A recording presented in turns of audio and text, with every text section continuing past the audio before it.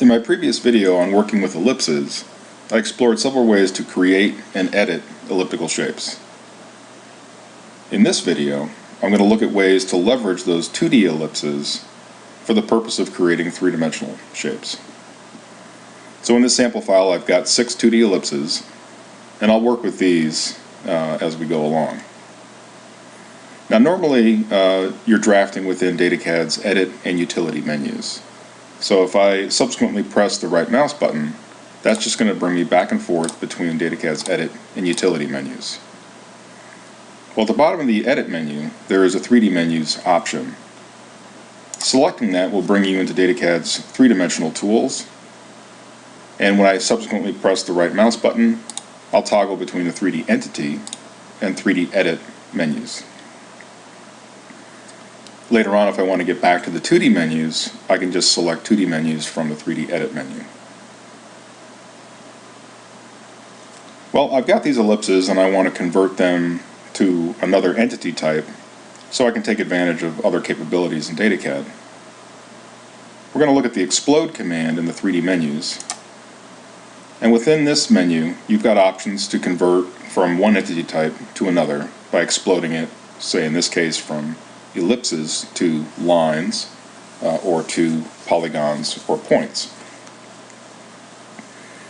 There's a few specialized options here for converting TrueType fonts to slabs and polylines, and for exploding a symbol back into its constituent entities. But for the purpose of this exercise, we're going to stick with lines and points. So while I'm in this menu, DataCAD's asking me to select an entity to explode to lines. And I'll go ahead and select this ellipse up here. And you can see there's a subtle change in the display of that ellipse, but it's not very noticeable. Down here at the bottom, DataCAD's telling me I've exploded an entity, which is an ellipse. Well, what have I just done? Well, I've converted that elliptical shape, which was a single entity, into a number of 3D line segments. So I'm going to use the Identify command, which is Shift-I or capital I. And then I'm going to select one of the line segments in this ellipse. And DataCAD comes back and tells me that this is a 3D line, not an ellipse. If I then pick this ellipse below it, no surprise, DataCAD tells me it's an ellipse in one single entity. Well, you can actually control the number of segments that result from the Explode command. In DataCAD's 3D, there are primary and secondary divisions that determine how many segments make up a circular entity. So in the 3D Edit menu, there's a Settings menu. And when I select that, we can see two options here, primary and secondary divisions. Well, it's the primary divisions that I'm concerned with. I'll select that and see that it's currently set to 128 divisions. So when I exploded that ellipse, DataCAD used 128 divisions of a circle to determine how many line segments would result. Well, normally 36 would be sufficient, so I'm going to set that number of divisions to 36, and then I'm going to return to the Edit menu and go back to Explode. And now I'm going to select another one of these ellipses to explode the lines. And then I'm going to do the same thing again, but with a different number of divisions. So I'm going to go back to the 3D settings, select primary divisions, and set that to 12. Now I'm going to go back to Explode and pick this ellipse. And the lower number of divisions is much more readily apparent because we can clearly see the individual line segments that have resulted.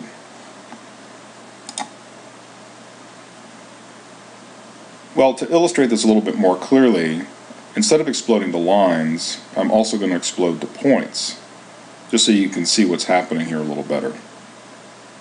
So I'll go back to Explode, and this time I'm going to select 2 points.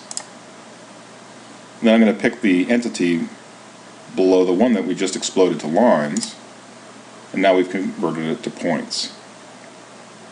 So we can clearly see the vertices of these line segments that result in this explode. So let's go back to settings and bump our primary divisions up to 36, which is the default. And then explode the ellipse on the left, which corresponds to the ellipse at the upper left-hand corner here. When I pick that one, now we see the result of a 36 division explode. So I'll do one last explode in the middle here. We'll go back to settings, set the primary divisions up to 128, and then explode this to 128 divisions. So the number of divisions that you choose depends on what your modeling purposes are. In general, you want to have fewer divisions and not necessarily have a greater number of divisions when it's not going to serve any benefit. A greater number of divisions is going to make your model less efficient. And in general, when you're 3D modeling, you want to be as polygon or entity efficient as you can be. In other words, you want to have as few entities as possible to represent your three-dimensional model. Well, I'm going to continue working with these ellipses at the top that I've converted. And my next step is to convert them to a covered polyline. So I'm going to go back to DataCAD's 2D menus. I'm going to go into the Curves menu, and within the Curves menu I'm going to select Polyline. Now, polylines in DataCAD are used for many things. Typically in drafting you use them for hatch boundaries or solid fill boundaries. But a polyline can also be covered and have a height value or a thickness. And those covered polylines or profiles, sometimes referred to as extruded profiles, are very useful for modeling three-dimensional shapes. Well, one of the functions within the polyline menu is called contour search. And that's going to allow us to select a group of 3D lines or 2D lines and convert them to a polyline path. So our converted ellipses at the top of the screen are all linked end to end, and we've got a clear path that the contour search can follow. Well, before I create these covered polylines based on those line segments above, I'm going to change my layer from the current layer, which is called Ellipses. I'm going to press the Tab key and move to the polyline layer. Because the contour search is not going to remove the original entities, it's merely going to create new polyline entities on top of that. So for modeling purposes, you want to keep things as separate as possible on multiple layers, which makes things much easier to work with as things get more complicated. Or I should say complex. So now DataCAD's asking me to select the inside or outside of the contour boundary search. I'm going to bring my cursor over here and just left click near it, and we can see these nodes have appeared, and that's a clear indicator that we've created a polyline. And I'll just continue selecting the other two boundaries, and you can see the correlation between the points that we created earlier and the vertices on each of these polyline boundaries. Well, now that I've created these covered polylines, I'm going to make that the only active layer and continue working with them. So I'm going to press L for layers, and within the layers menu I'm going to select active only, and I'm going to select the polylines layer. So now that I've got the polylines isolated, let's back out of the layers menu and then take a look at these in 3D. I'm going to click on the color cube up here in the viewer toolbar, and that's going to bring up DataCAD's object viewer, and we can see the three elliptical discs that we've created with the various number of divisions. And as I had indicated before, the number of points being greater here on this center ellipse at 128 is not that much sharper than this one on the left at 36. So you do want to keep that in mind when you're creating these objects. Certainly if this is the only shape that's going to be in my project, 128 divisions is no big deal. But if we're going to end up with dozens or even hundreds of these in various components, then that can become problematic. Let's go back to the drawing and extend our screen. And let's look at how we can now convert these or continue working with them to create, say, the trim that might go around a window or a mirror or something like that. Well, in DataCAD's 2D menus, there is a geometry menu. That's off of the utility menu. And if I select geometry, there's an option within here called offset. And offset is extremely handy. For drafting purposes, you're typically taking 2D lines that you've drawn and then offsetting those for walkways or walls and other types of things like that. But for our purposes, I'm going to use the offset command to offset each of these polyline boundaries. I'll select offset, and then to illustrate how this works, I'm going to pick dynamic and then pick one of these polyline boundaries, and you can see I can dynamically offset that profile. I'll do the same thing here with the ellipse that has 128 divisions, and I can even offset on the inside, but you'll see at some point, because of the high number of divisions, the entity is going to fold back on itself. And that's certainly valid, but probably not what we want. It might be worth noting here that an offset of an ellipse, this result is not an ellipse itself. So with that in mind, we'll recognize that these original shapes are the only true ellipses that we're working with in our model. So instead of dynamic, I'm going to continue with dynamic off, and I'm going to define a perpendicular distance, in this case 4 inches, which is the width of my trim. So I'll select each one of these and then offset to the outside. And that essentially creates an additional polyline that's 4 inches away from the original.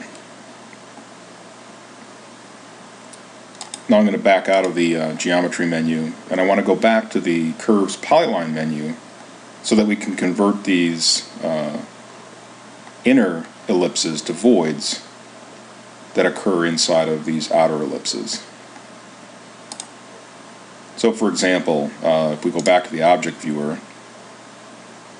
we essentially see the same thing because these two polyline shapes are sitting on top of each other. So if I go back to the curves menu and select polyline, I can use the voids command to select the outer or master polyline, and then the inner polyline that's going to become a void. Now the void doesn't technically have to lie inside of the master polygon, and you can have more than one void within a master polygon. But for the purpose of this exercise, we're just going to have simply the master outer polygon and the inner void.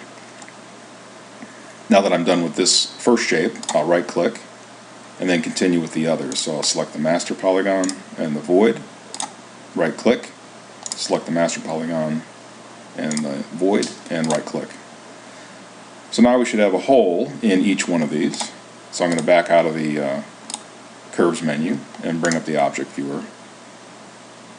And now we can see we've got 3 trim shapes based on the various divisions that we started with. Now that we've got these shapes, I want to explore working with 3-dimensional primitives, specifically a truncated cone, but this concept can certainly apply to many other 3D primitives in DataCAD, cylinders, cones, and spheres, for example.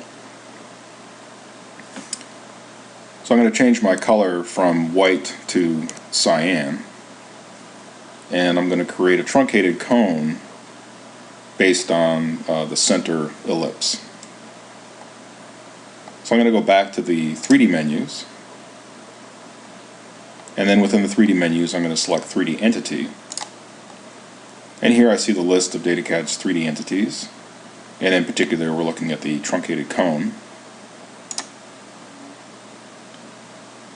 Now for the truncated cone, DataCAD is going to create the base and height of that cone based on our current Z-base and Z-height settings.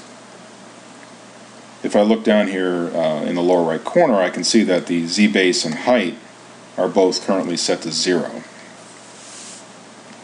Well, I want my cone to extend from a base of 0 and then up to a height of, say, 3 inches. So I'm going to press the Z key. That prompts me to enter the Z-base value, which it's going to remain at 0, so I'll hit enter. And then the Z-height value, I'll type in 0.3, which is 3 inches. So now my Z-base extends from 0 to 3 inches. So the height of my resultant cone, or in this case truncated cone, will be 3 inches. So I'm going to use the diameter circle method to create this truncated cone. So I'll go ahead and object snap to the lower portion of this inner ellipse, and then to the upper portion. And then DataCAD is going to ask me for the upper portion of this truncated cone, and I'm going to object snap to the left inner portion of the ellipse. So now I've got a truncated cone that falls within the top and bottom extents of this ellipse. But now I have to figure out how to essentially squash this cone, this truncated cone, to fit inside of this ellipse. Well, in the previous video on working with ellipses, we looked at the calibrate function in the enlarge menu, which allows us to figure out an enlargement along one axis, say in this case along the x-axis, so that we could reduce or stretch this truncated cone down to fit inside of this ellipse. So I'm going to back out of the 3D menu here and go back to 2D menus and go to the enlarge command. DataCAD's asking me for the center of enlargement, and for convenience I'm going to select the center of this truncated cone, or more specifically I'm going to object snap to the center of it.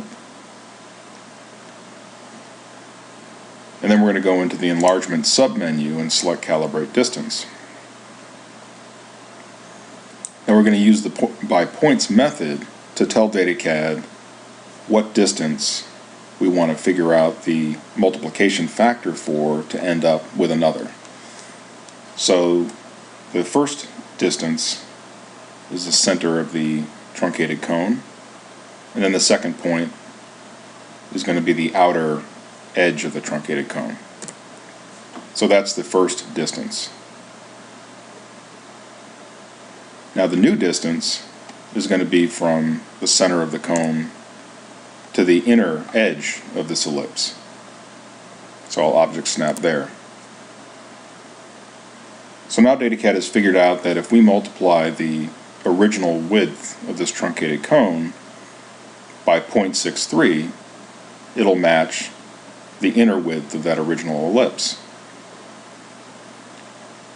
But by default, that resultant factor gets applied to both x and y enlargements. And we don't want to change the y distance, or the height of this truncated cone. So I'm going to set the y enlargement back to 1, so that remains unchanged. Now I'm going to right click to go back to the enlarge menu, and now I can select this truncated cone entity to enlarge. and we see that it gets squashed in the x direction. Well, it looks pretty good, but because of the disparity between the divisions of the truncated cone that I created and the divisions of the ellipse that I created, there's a bit of a mismatch here.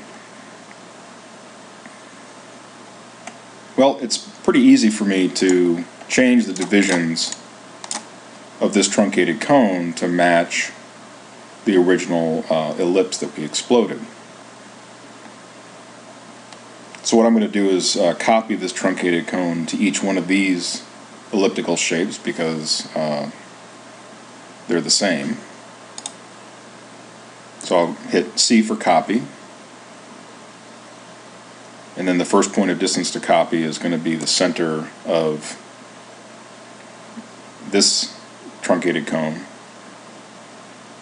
and I want to put that in the center of this ellipse, but there's no center point for me to snap to. So what I can do is use DataCAD's getSnap function, and I do that by pressing the Shift key and the middle button, and that brings up a context menu, and I can tell DataCAD that I want to get just the X distance between the 2 points that I snap to.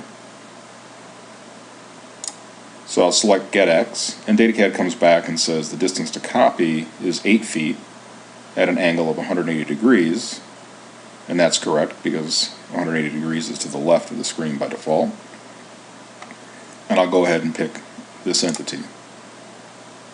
So now we've duplicated that over here.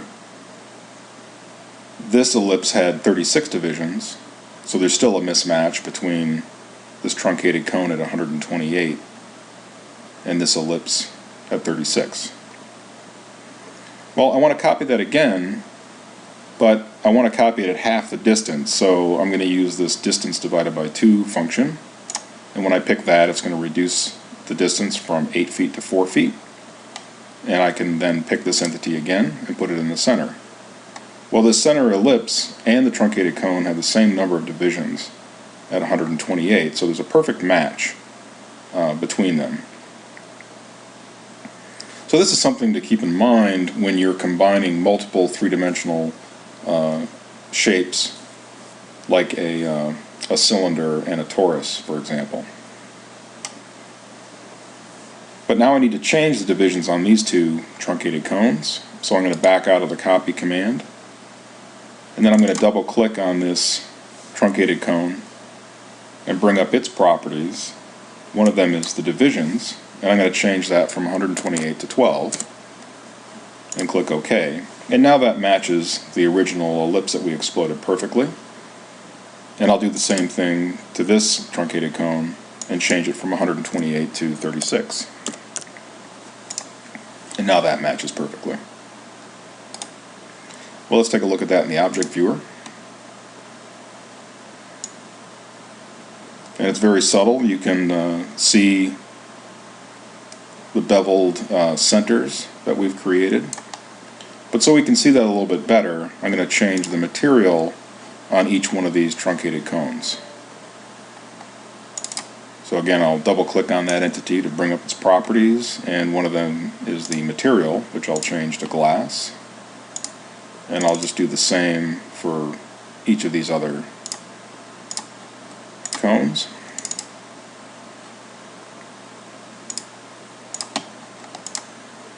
And then bring this back up in the object viewer. And now we can see the result of that. So certainly the ellipse in the center with the greater number of divisions is much smoother, but you have to decide for your own modeling purposes which is appropriate. Now in this drawing I have an example of an oval window that I created for another project. So I'm going to go to DataCAD's Go to View menu, so that's V for Views, and I'm going to select the previously saved view called Window, and that's going to bring up an oval window that I created using the exact same methods that we discussed today. Just take a quick look at that in the object viewer.